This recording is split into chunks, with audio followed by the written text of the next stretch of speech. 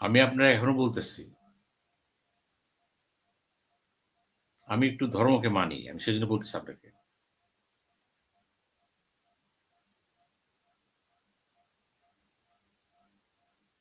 আজ রাতে, আজ রাতে মধ্যপ্রাচ্যে আধ্যাত্মিক কিছু ঘটবে যা আমাদের নলেজে নেই। জাগতিক শক্তি না, আধ্যাত্মিক কিছু ঘটবে যা আমাদের নলেজে নাই। সেটিই ঘটবে যেখানে মনুষ্যত্ব জয় হবে, মানুষের জয় হবে, শয়তানদের অপমৃত্যু হবে। আরো আজ জোরে রাতে, বলি, আজ রাতে। আজ রা আজ রাতে আরো কিছু ঘটবে।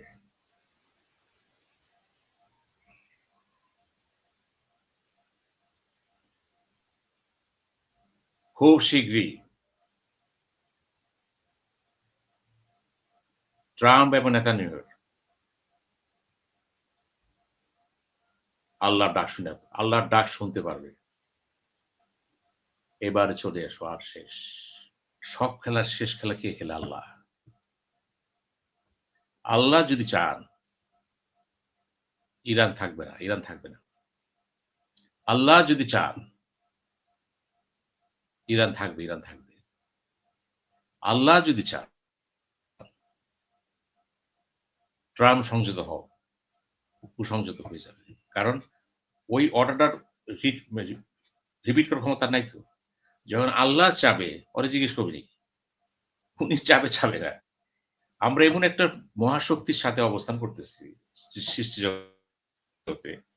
উনি যখন চাবেন তখন আমরা অসহায়। আমাকে জিজ্ঞেস করবেন না। আমি এখনো বিশ্বাস করি ইরানের যেমন ভালো কাজ আছে, কিছু খারাপ কাজ আছে, ভালো কাজও তো আছে। ইরানের সভ্যতা আছে। অনেক ঘটনা এখানেও আছে কিন্তু। একটা সিভিলাইজেশন ধ্বংস হয়ে যাবে, তার ক্ষতিটা কি হবে মহাবিশ্বের, মহাপৃথিবীর? লাভটা কি হবে? এই যে লাভ লস, এগুলো আমরা জানি আল্লাহর কাছে আল্লাহ তো আদি জ্ঞানে সবই জানেন। আমি মনে করি আজ রাত ইস্টার্ন টাইম ৮ টার সময় একজন মুসলমান হিসেবে আমার বিশ্বাস আল্লাহর মিজান খুব স্ট্রং। যদি ঘটনা ঘটে যায়, আমি ধরে নেব এটাই আল্লাহর বিধান ছিল। আপাতত মনে হবে। কিন্তু কথা আছে। আল্লাহ ধ্বংসের পরও কিন্তু সৃষ্টি করেন। আল্লাহ কোরআনে বলেছেন, যখন কেউ বাড়াবাড়ি করে আমি তাকে আরো বাড়ায় দেই। অর্থাৎ ধ্বংসের দিকে আগায় দিই তাকে। হতে পারে আমেরিকাকে আগায় দেওয়া হচ্ছে, ইসরায়েলকে আগায় দেওয়া হচ্ছে, যাতে চূড়ান্ত পর্যায়ে তার বৈশ্বিক নেতৃত্বে পতন চলে আসে। ইরানের পথে বড় ইরানের ভিতর দিয়ে কিন্তু ঘটতে পারে এটা কিন্তু। এটাও কিন্তু বিশ্বাস করতে হবে কিতাবী ধর্মদের, বাইবেল যারা বিশ্বাস করে ট্রাম্পকে। সেও তো গির্জাতে যায়, নেতানিয়াহু যায়। তাদেরও বিশ্বাস করতে হবে এই যে অম্পদম্ভ, আল্লাহ কোথায় আছে এই সিদ্ধারা এখানে বসে আছে। ফ্র্যাকশন অফ সেকেন্ড মাত্র মালিকুল মউতকে বলবে যাও, শেষ। না, না, এগুলো মনে করে না। এগুলো মনে করলে কি গাজা এরকম নিরীহ লোকগুলোকে মারতো? ৫০,০০০-এর মতো মানুষকে খুন করতো? আমি বলছি আল্লাহ কি না পারে বুঝছি। ওরা মনে করবে না তো। ওদের মনে করতে দিবে না তো আল্লাহ। আল্লাহ যখন ওদেরকে পতন থেকে ঝাঁপাই দিবে, তখন ওদেরকে মনে করতে দিবে আমি সব। সবকিছু হচ্ছে আমার। এত বড় সিদ্ধান্ত আপনার সিভিলাইজেশন ধ্বংস করে দিবে ৮ টার সময় ঘোষণা দেয়া পৃথিবীতে। এটা কি হয় বলেন তো? হয়? আল্লাহ তো আসছে পৃথিবীতে। আপনি কে? আপনার কাছে মনে হচ্ছে। আপনি ধ্বংস করেন না। তারপর দেখেন আপনার রিঅ্যাকশনটা কি হয়। ইরানে কিছুই নাই। আমি তো এখনো বলতেছি। রহস্যাবৃত জাতি একটা। এত হুমকি দিচ্ছেন। সে কি বলতেছে? আমি রেডি। আমি প্রস্তুত। সে জানে না আপনি কি করতে পারেন। আপনি এটা করে সব এটা করেন। তখন যদি তার কাছে ক্লেম কিছু থাকে, সে ব্যবহার করবে। তখন সে না আপনি বুঝবেন যে সে লাফালাফি করছে কেন। আমি তো ইরানকে ইরাক মনে করতেছি না। এত জেনারেল মারছেন। তারপর কি মারা গেছে আসলে? একটা মারলে ২ টা দাঁড়ায় যায়। ওই যে বাংলাদেশে বলছে না পুলিশরা, একটা মারলে পাঁচটা মারি দাঁড়ায়। মারি একটা মোড়ে একটাই যায়, বাকিটি যায় না। হয় না। তো এইটাই এইজন্য এইটাই এইটাই স্যার বড় আতঙ্কের এবং চিন্তার বিষয়। আপনাকে আরো বলবো, ধর্মীয় দৃষ্টিকোণ থেকে বলবো, যেহেতু এখানে কোনো বিধর্মী নাই, আছে খ্রিস্টান, ইহুদি, মুসলমান। আমি একটু অন্যভাবে কথা বলব। রসুলও আছে, ঈসা আলাইহিস সালামও আছে, মুসা আলাইহিস সালাম আছে। যদিও তারা পৃথিবীতে নাই, তাদের অবস্থান কোথায় আছে সেগুলো বলা আছে কে কোথায় অবস্থান করতেছে। নবী রাসূলরা মারা যায় না, খেয়াল করবেন। আল্লাহ তাদের সমাজে রেখে দেন। তারা আছে। নিশ্চয়ই আল্লাহ চাবেন না এমন কিছু সেখানে ঘটুক, লক্ষ, লক্ষ মানুষ মারা যাবে। কারো জেদ বিজয় হবে না। আল্লাহ অত্যন্ত হিসাবী এবং তিনি সেটাই গর্তে দিবেন। যা তার দৃষ্টিকোণ, তার অবস্থান থেকে মনে হবে রাইট। আমি সেই রাইটের পক্ষে। ঘটনা যাই। এর ৪০টা বি-15 বিমান আছে। এরা এক রাতে সর্বোচ্চ ২ বার ফ্লাই করতে পারে। ৪০টা বিমান একবার ফ্লাই করলে ১১৬টা ২,০০০ পাউন্ডের বোমা ফেলতে পারে। তার মানে ৪ ঘন্টার ভিতরে তারা কি করতে পারে? ট্রাম্প বলছে ৪ ঘন্টার ভিতরে ধ্বংস করব। তাহলে এই ৪ ঘন্টার ভিতরে এই ৩৩২টা বুম দিয়ে কি ইরানের সকল ব্রিজ, পাওয়ার প্ল্যান্ট, এত বড় একটা দেশ, সেখানে কি সম্ভব? এই যে গত ৩৮ দিন চলে যুদ্ধের, আজকে ৩৮ দিনে প্রায় ১৩,০০০ বোম মারছে। একটা সভ্যতা ধ্বংস হয় নাই। এখন আপনি প্রশ্ন করতে পারেন যে যদি আমি জিজ্ঞেস করবো আপনাকে যে পারমাণবিক বোমা মারতে পারে কিনা, আজকে যে রাজনীতি বিশ্লেষক জন ম্যাকগ্রোর তিনিও বলেছেন যে আমরা জানি যে পারমাণবিক বোমা হামলা তারা করবে না, কারণ যদি করতোই তারা তো ইরানের তো অনেক দূতাবাস আছে, পশ্চিমা দূতাবাস, সেই দূতাবাসের লোকদের কিন্তু চলে চলে যেতে বলতো, এটা কিন্তু বলে নাই। এখানে কিন্তু অনেক পশ্চিমা সাংবাদিক আছে, লাইভ করতেছে, কূটনীতিক সাংবাদিক, তারপরে বিভিন্ন বড় বড় ইন্টারন্যাশনাল এনজিওর বিভিন্ন লোকজন, তারা কিন্তু তেহরানে আছে। হ্যাঁ, তাহলে এই মানে পারমাণবিক হামলা হয়তো নাও করতে পারে, যেটা যুক্তি, কিন্তু মানে আপনার কি মনে হয় যে আজকে রাত্রে এক্স্যাক্টলি আসলে কি হবে? যে ট্রাম্প কি অনেক হামলা চালাবে এ পর্যন্তই, নাকি আসলেই একটা যেটা তারা করেছিল সেই দ্বিতীয় বিশ্বযুদ্ধের সময় হিরোশিমাতে একটা আসলে সেরকম করেই দিবে? কারণ সিভিলাইজেশন ধ্বংস তো এছাড়া আমি উপায় দেখি না পারমাণবিক বোমা ছাড়া। সিভিলাইজেশন বলতে তো এটা সবই বুঝায় এটা। উনার ফার্স্ট টার্গেট হচ্ছে খার্গ আইল্যান্ড যেটা আছে, যেটা না, মেইন এক্সপোর্টিং। একটু একটু অ্যাড করি, অলরেডি খার্গ আইল্যান্ডে তারা কিছু হামলা অলরেডি চালানো শুরু করে দিয়েছে। তারা বোমা মারছে। এখন প্রশ্ন হচ্ছে যে ট্রাম্পের কাছে কিন্তু সবচেয়ে কোনো অপশন নেই কিন্তু। এখন আমেরিকার ঐতিহ্য, ইতিহাস এবং তার যে গর্ব এখন ধারণ করছে। এখন কিন্তু ট্রাম্প কিন্তু সেটা প্রতীক হয়ে গেছে। তার পরাজয়ের কারণ হবে না। এখন তার পরাজয় মানে আমেরিকার পরাজয়। ব্যাপারটা এমন একটা পর্যায়ে এসে গেছে, আপনি ট্রাম্পের কিন্তু এখন আর দোষতে পারবেন না। সে কিন্তু পয়েন্ট অফ রিটার্ন এ চলে আসছে কিন্তু। এখন ফিরে গেলে কিন্তু তার অস্তিত্ব বিপন্ন হবে। হয় তাকে আত্মহত্যা করতে হবে, নয় তার ইমপিচমেন্ট হয়ে যাবে। খেয়াল করে নিন। একই অবস্থা করবে কিন্তু নেতানিয়াহু। হয় আত্মহত্যা করবে, ইমপিচ হয়ে যাবে। ট্রাম্প যেমন মহাসংকটের মধ্যে আছে, তারও জবাবদি করতে হবে। তারও একটা বোর্ড আছে, পলিসি মেকার আছে। একটা একমত হইছে তো সে। একমত তো হইছে। আর আণবিক বোমার জন্য তো তার পারমিশন লাগে। সেটা তার একটা বোমা টিপলে এমন তো না আপনি টিপা দেন তা না। অনেকে জানেই না এটা। আণবিক বোমা টিপতে গেলে কয়েকটা জায়গায় অনুমতি লাগে। আপনি টিপবেন। যেখানে বসে রয়েছেন জিজ্ঞেস করবো, "আপনি কি টিপেছেন?" টিপেছি। আরেক জায়গায় বলবো, "ছাড়বো, ছাড়বো।" এটা কিন্তু সম্মতি ব্যাপার আছে কিন্তু। এমন তো না ট্রাম্প ব্যাগেতে মেরে দিল তারা। দায়িত্বহীন কাজ করা যাবে না তো। এগুলো কিন্তু আমেরিকার কংগ্রেস দেখতেছে। যে আমরা কি আদৌ আণবিক বোমাতে যাবো? আর আণবিক বোমা মারা মানে কি? এই চেরনোবিলে দেখেন সামান্য ঘটনা ঘটছিল। এখনো কিন্তু রেডিয়েশন হচ্ছে। এই রেডিয়েশন মধ্যপ্রাচ্যে ক্রাশ করে দেবে।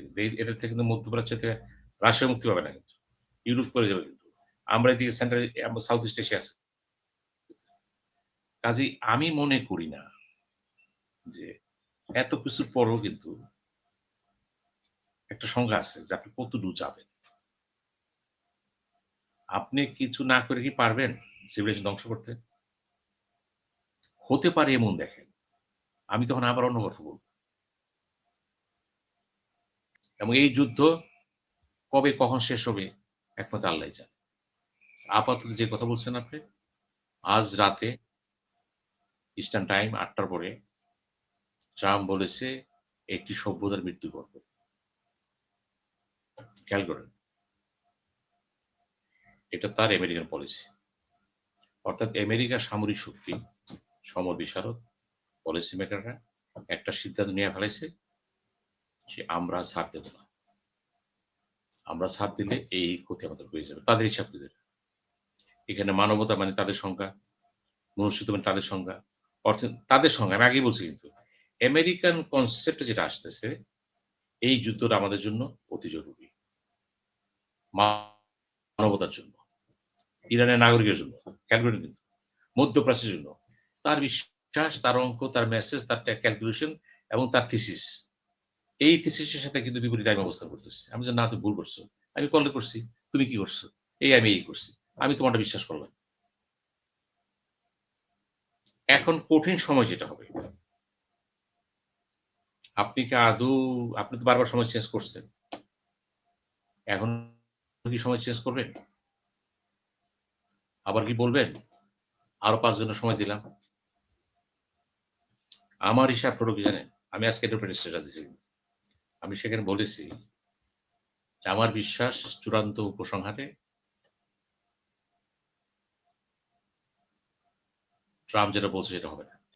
যুদ্ধ করতে পারবে না তো। কিলিংটা কি মানুষ পারে নাকি? দরবেশের পক্ষে কিল করা সম্ভব? আইনস্টাইন পারবে? রবীন্দ্রনাথ পারবে? না। ওটা পারবে জেনারেল। ওটা টিকা খান পারবে। হিটলার পারবে। কাজেই এই নলেজটা কিন্তু সাংঘাতিক। আবার রসুলও কিন্তু দেখেন সেনাপতি ছিল। পার্থক্যটা দেখেন।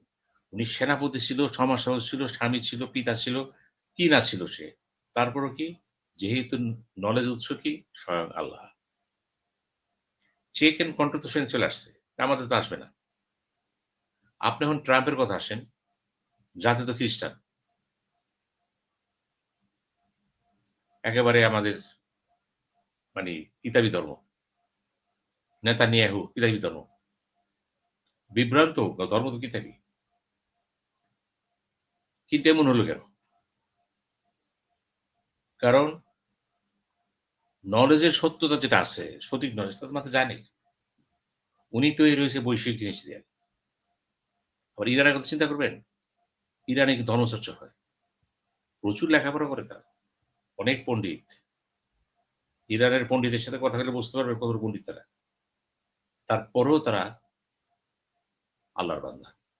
তো তারা জানে সব শক্তির উৎস হচ্ছে আল্লাহ। আল্লাহ যখন গ্রহণ করবেন বান্দাকে, তখন বান্দার কোনো ভয় নেই। তাদের ভিতরে স্পিড আছে কিন্তু একটা। ইহুদের ভিতর ইহুদিরাও মনে করতেছে, আমরা তো প্রমিস ল্যান্ড। আমাদের গুরু বলে গেছে তো, তোমাদের জন্য প্রমিস ল্যান্ড আছে। মুসা আলাইহিস সালাম বংশোদ্ভূতরা। এই যে ওদের যে বইটা আছে আপনার, তানাক্কা কি বইটা যে বলে ৫ টা খন্ড আছে। ওখানে আছে এই সমস্ত কথা কিন্তু। সেও ধর্মীয় সেন্টিমেন্ট আছে, আপনার ধর্মীয় সেন্টিমেন্ট আছে। সে বলতেছে আমার এটা প্রমিস ল্যান্ড, আপনি বলতেছেন এটা আমার ল্যান্ড। দুজনেই কিন্তু নবী আছে। দুজনেই কিন্তু রসুল। খেয়াল করবেন। সোজা কথা না? সেও রসুল, সেও রসুল, সেও রসুল। এই ৩ টা ধর্মের যে প্রচারক ৩ জনের রসুল কিন্তু। নবী না, রসুল।